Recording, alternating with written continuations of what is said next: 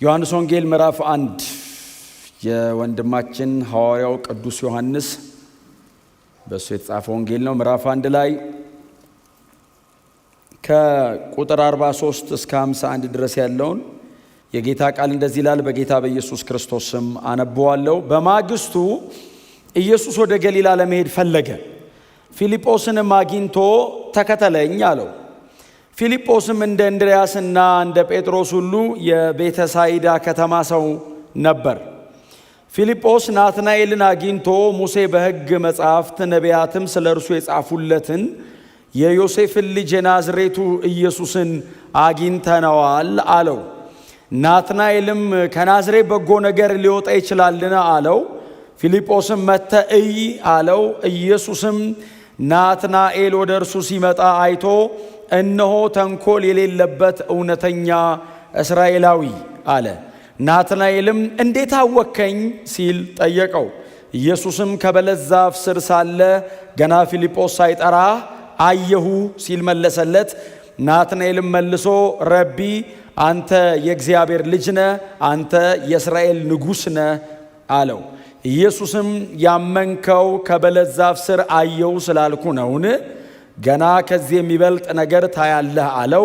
ጨምሮም እውነት እላችኋለሁ ሰማይ ተከፍቶ የእግዚአብሔር መላእክት በሰው ልጅ ላይ ሲወጡና ሲወርዱ ታያላችሁ አለው። ጌታ የተባረከ ይሁን። የዮሐንስ ወንጌል ምዕራፍ 1 ላይ ያለ የጌታ ቃል ክፍል ነው ያነበብነው። ዮሐንስ ወንጌል ምዕራፍ 1 ላይ ያለ የጌታ ቃል ክፍል ነው ያነበብነው እና ኢየሱስን ስለመከተል ነው ትንሽ የምናገረው። ኢየሱስን መከተል ጎናችሁ ያለው በትህትና ኢየሱስን እየተከተልከው ነው ወይ በሉት። ሌላ ነገር እየተከተለ ከሆነ ማንቂያ አይነት ኢየሱስን መከተል በጣም ዋጋ የሚያስከፍል ቢሆንም ግን ተስፋ አለው። በጣም ክብር አለው አይመስለኝም። እኔ ዋጋ የሚያስከፍልም አይመስለኝም። እኛ በጣም ዓለማዊነት ውስጥ በጣም ዘልቀን ገብተን ስለነበር ከዛ ማላቀቁ ሲቃይ ስለሆነ እንጂ ኢየሱስን መከተል በራሱ ምንም የሚያስከፍል ዋጋ የለውም። ከዓለም ተቃራኒ መሆን ነው አይደል አሁን የሚያስከፍለን እንጂ ኢየሱስን መከተል እንደውም ደስታ ነው፣ በረከት ነው፣ እንደውም ጸጋ ነው። ኢየሱስን መከተል እንደውም መንፈስ ቅዱስ በእኛ እንዲያድር የሚያደርግ ነው። አምላክን ሰው ውስጥ አስገብቶ ያኖረ ነው ኢየሱስን መከተል። እንደውም ኢየሱስን እንደ መከተል አይነት ክብርም ደስታም ተስፋም በረከትም የለም። እንኳን ኢየሱስን ተከታይ ሆነን እንኳን እግዚአብሔር የምንከተለውን ኢየሱስን ከፊታችን አስቀመጠልን። በእውነት እንደተሰቀለ ሆኖ እንድናየው እንኳን አገዘን። መንፈስ ቅዱስ ይህንን በእኛ ስላረገ ደስ ይለኛል እና እሱ ነው ትንሽ የምናገረው።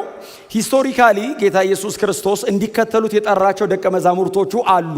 አሁን በዚህ ቦታ ላይ ስማቸው ሜንሽን የተደረገ የአንደኛው ብቻ ነው ሜንሽን ያልተደረገው። ከዛ ውጭ ሌሎቹ በሙሉ ስማቸው ተጠርቷል አይደል? አሁን ሳነበው ከሰማችሁ ስማቸው ተጠርቷልና ጌታ ኢየሱስ ክርስቶስ እያገኘ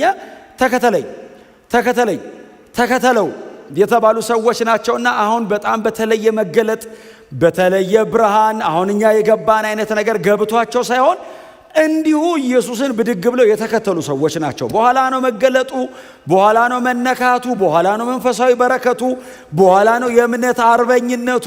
ይሄ እዚህ ጋር ግን ያለው አንድ ኦርዲነሪ እስራኤላዊ የሚመስል ግለሰብ ነው ዝም ብለው ለመከተል የጀመሩት እና ምናልባት አንዳንዶቻችን እንደነሱ ልንሆን እንችላለን።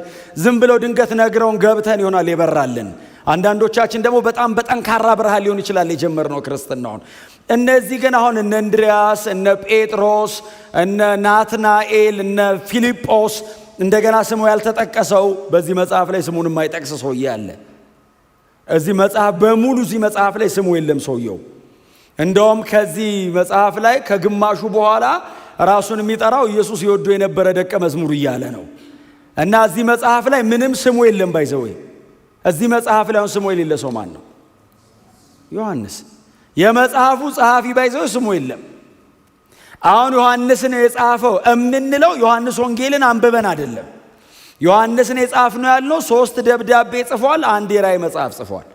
አዲስ ኪዳን ላይ ከዚህ ወንጌል ጋር 5 መጽሐፍ አዋጥቷል። ዮሐንስ ወንጌልና አንደኛ ዮሐንስ ብለን የምንጠራቸው 2 መልእክቶቹ ላይ ስሙ የለም። ግን መቼስ 2ኛና 3ኛ ደብዳቤውን ያነበበ የራእይ መጽሐፍን ያነበበ ሰው ገና ራእይ መጽሐፍን ገልጦ ሲያነብ ትዝ የሚለው 4ኛው ወንጌል ነው።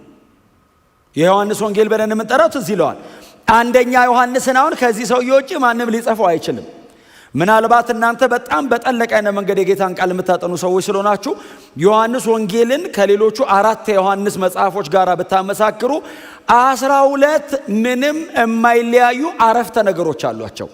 ቃላት አይደለም ያልኳችሁ፣ ስቴትመንት 12 ምንም የቃል ልዩነት የሐሳብ ልዩነት የሌላቸው 12 አንድ አይነት አይደንቲካል የሆኑ 12 አረፍተ ነገሮች አሏቸው። ኢየሱስን በአንድ አይነት ስም ነው የሚጠራው በአምስቱ መጽሐፍ ላይ።